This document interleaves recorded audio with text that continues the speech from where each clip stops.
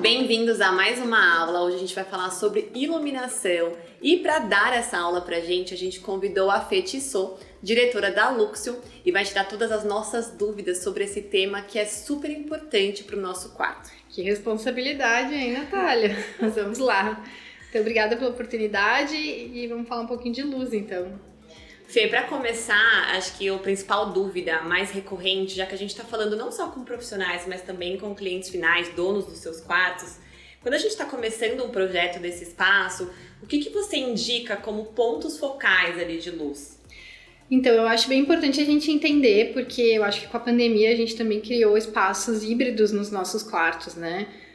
Pelo menos eu, mãe de 2 pequenos, acabo me recorrendo ao quarto para trabalhar. Então, a gente tem que entender 2 situações. A gente tem a parte do descanso, que é o que a gente precisa estar repousando, né? E como eu posso citar a doutora Paz, uma pesquisadora do Laboratório de Cronobiologia, sempre fala, o ser humano esqueceu do escuro com o advento da luz elétrica, né? Então, o quarto deveria ser o nosso aconchego e nosso refúgio para o escuro. Então, nesse momento, assim, quando o quarto realmente for para atividade de descanso, relaxamento, dormir, a ideia seria utilizar, então, temperaturas de cor mais quente e a menor intensidade possível. Eu sou fã da luz indireta, eu acho que é o ideal, porque na ausência de sombra a gente cria uma monotonia e, consequentemente, um relaxamento. Justificaria também a intenção de ter alguns pontos focais, né? E aí eu representaria isso através de abajures, seja para leitura ou mesmo para aquele relax antes de dormir. Gosto muito de citar também uma amiga minha, light designer, a Mariana Novaes, que fala muito de usar pontos no final da cama, como se fossem pontos focais mesmo, um spot de luz fechada de preferência para dar aquele volume da ponta da colcha. Eu acho isso bem interessante. E aí, com tudo isso, a gente eliminaria aquele ponto central do teto tão fácil que nas aulas de arquitetura a gente faz aquele X e põe o ponto no meio, né? Sim. Não precisa, né? Não tem necessidade. E aí, quando a gente tratar de uma área mais home office, talvez, uma escrivaninha, aí vai muito da pessoa, né? A gente pode estar trabalhando com uma temperatura de 3.000 Kelvin, que é mais quente, mas não chega a ser tão amarelado, ou até ir para uma neutra de 4.000, com uma luz difusa, direta, porém, né? Então, esqueçam aquela ideia de usar dicróica, né? Para iluminar espaços, no caso de trabalho. Se houver uma parte de, não sei, de penteadeira, maquiagem, eu acho interessante a gente entender que a gente precisa de uma luz frontal. Né, para não criar sombra. E também, se fosse possível, uma luz difusa direta. Daí a gente tem toda a área do rosto iluminada, né?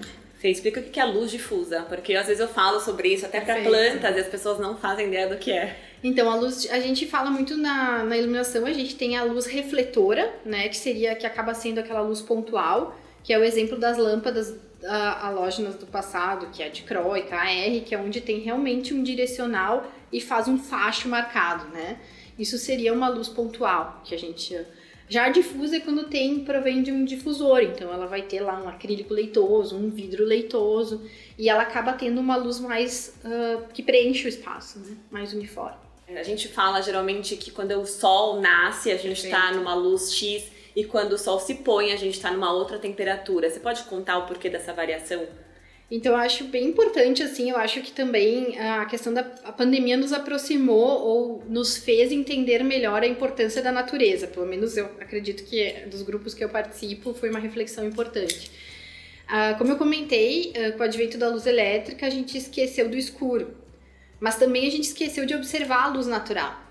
E se tu fores pensar no ciclo do Sol, ele inicia muito uma temperatura de cor muito quente, né? Muito amarelada, laranja e fraquinha, né? E chegamos ao meio-dia, que seria o nosso pico de energia, que é um céu azul, uma luz fria. E volta para o final do dia, lá às 6 horas da tarde, com uma luz laranjinha, fraquinha. Então a gente teria que observar mais a natureza para conseguir trazer isso para os nossos ambientes. E agora entrando um pouco no assunto, que não é muito de luz, mas que provém tudo isso, isso traz um equilíbrio também para os nossos hormônios. A gente fala muito de luz circadiana hoje, e virou meio que um marketing em cima disso, seja do Tanabo White ou do circadiano, que nada mais é que tentar mimetizar a luz natural para dentro do espaço construído através da luz artificial. Mas a gente tem que pensar que é necessário o tempo de escuro, né? Então, o ser humano precisa pelo menos 8 horas de escuro. Então, de nada adianta a gente estar falando muito de luz, de descanso, de relaxamento, se a gente não tiver zerado no quarto de luz. Então, é muito importante. Eu não sei se eu tô entrando em outro assunto, mas enfim, de ter blackout, de não ter a luzinha do ar-condicionado ou da própria televisão. Do celular. Óbvio, né? Então, enfim, a gente tá muito conectado. E aí, essa pausa... De nada adianta os hormônios sintéticos, como melatonina e tudo mais, se a gente não tiver a nossa produção. Então, a gente precisa de pelo menos 2 horas de escuro para começar a iniciar a liberação de melatonina. E respeitar um pouco mais, né, o nosso corpo, entender como é que tá funcionando lá fora, a natureza, pra gente poder se conectar e poder produzir mais quando a gente tá acordado. E hoje a gente percebe muito ali com vocês no dia a dia, até no Instagram, daquela compra errada, né? Tem muitos clientes, até a minha irmã mesmo, que tinha uma luz branca no quarto dela, né? E as pessoas não sabem esse impacto, né? Então eu queria que você trouxesse também pra gente, Fê, o efeito que a luz branca, que geralmente é utilizada em farmácia, hospitais, o que ela desperta ali pra gente em termos de... Então a luz branca ela vai ter mais pico de azul, né?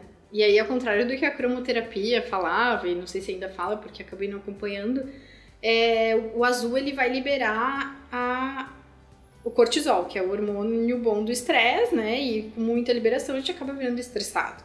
Então a gente tem que perceber essa mudança, né? Que não é só a luz azul, mas também a questão de intensidade, porque de nada adianta muita luz amarela, porque também a gente vai estar mais aceso.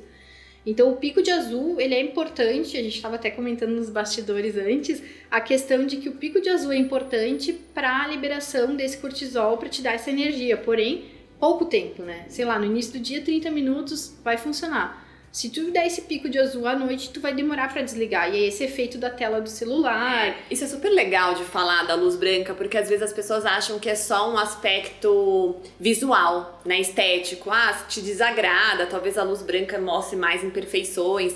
E a luz amarela, por trazer esse aconchego, né, uma luz mais quentinha, ela disfarça, assim. Isso é uma coisa que a gente usa muito como recurso na decoração, né? Quando o apartamento é alugado, enfim, a pessoa não quer trocar algum tipo de revestimento, a gente usa a luz a nosso favor para criar cenários. Mas tem esse aspecto que a Fê tá trazendo pra gente, que acho que é super importante reforçar, de que tem pessoas que não conseguem dormir e às vezes é um ponto de iluminação no quarto que está te trazendo essa condição de ansiedade ou de estar alerta e não conseguir relaxar. E eu acho que um ponto também importante que a gente pode falar agora que tu falaste de apartamento alugado, às vezes baixo investimento, a gente tem que pensar também na qualidade da luz que a gente está propondo. Observar o IRC da lâmpada, que é o índice de reprodução de cor, né? Hoje a gente está trabalhando, acho que 100% com fonte de luz de LED, né? E o LED como base ele é azul. Então as camadas de fósforo que vão em cima do LED é que vão dar a temperatura de cor que a gente está buscando. Só que de nada adianta se isso não for de qualidade. Então, observar um IRC acima de 90 é essencial para a gente conseguir ter o vermelho como vermelho, o azul como azul, né? E de preferência, claro, agora a gente entra em meandros um pouco mais técnicos, mas é que entender o IRC dentro do vermelho. Porque às vezes esse IRC é medido no azul e de nada adianta ter um azul bem reproduzido e o vermelho muito ruim.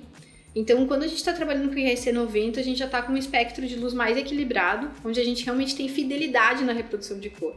E outra questão que eu acho importante falar, quando a gente está falando de quarto integrado com suíte, aí tem que caprichar no banheiro também, né, gente? Porque não adianta ter um quarto todo aconchegante e tal, e um banheiro com 6.500 Kelvin, que aí a gente tem um banheiro azul, e aí acabou todo o nosso plano aqui de relaxamento. Sim, isso é muito comum muito também, super. Porque as pessoas deixam, né, tanto o quarto que a gente dorme, quanto o banheiro que você mais usa de lado, e capricham no lavabo, que a pessoa usa uma vez por mês, né? Uma vez eu ouvi até o Luffy, eu acho, falar sobre isso. Sim, ele fala, né? Que as pessoas reformam para os outros e não para si próprio, né? Eu acho que é importante também falar a questão do circuito noturno. Isso é um artifício de projeto bem importante, que eu acho.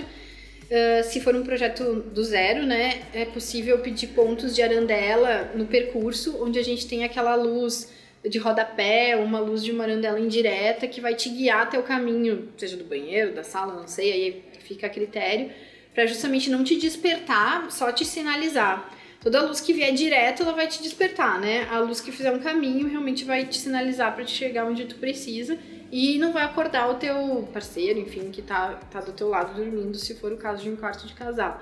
Então, eu acho que é importante a gente pensar nisso. Isso é um recurso bastante usado em hotelaria. e trazer essas coisas boas de hotel 5 estrelas pra casa. Sim. É sempre bom, né? Ô, Fê, e essa luz, ela é por sensor, né? Pode, eu, Fernanda, acho ruim, tá? Porque o sensor, de repente, sei lá, um movimento que não precisa daquela luz naquele momento, então geralmente a gente coloca um interruptor do lado da mesinha de cabeceira e pode acender do lado da pessoa que interessa, né? Que seja aceso. Para você que tá montando o seu quarto, tá redecorando, tá transformando, a gente vai deixar aqui disponível no material complementar dessa aula o link de acesso ao site da Luxon, que tem várias opções de produtos para que você possa transformar o seu quarto e deixar ele mais gostoso com as dicas da Fê. Todos os alunos do curso terão uma condição especial na Luxon. Essa informação você também encontra na área complementar. Fê, muito obrigada pela aula, obrigada por ter vindo. Te agradeço, espero que tenha sido produtivo, né? E que a gente possa ter refúgios aí de descanso. E se vocês tiverem alguma dúvida sobre essa aula, vocês podem nos escrever, que a gente vai recorrer à Fê para responder a vocês. Obrigada e até a próxima aula.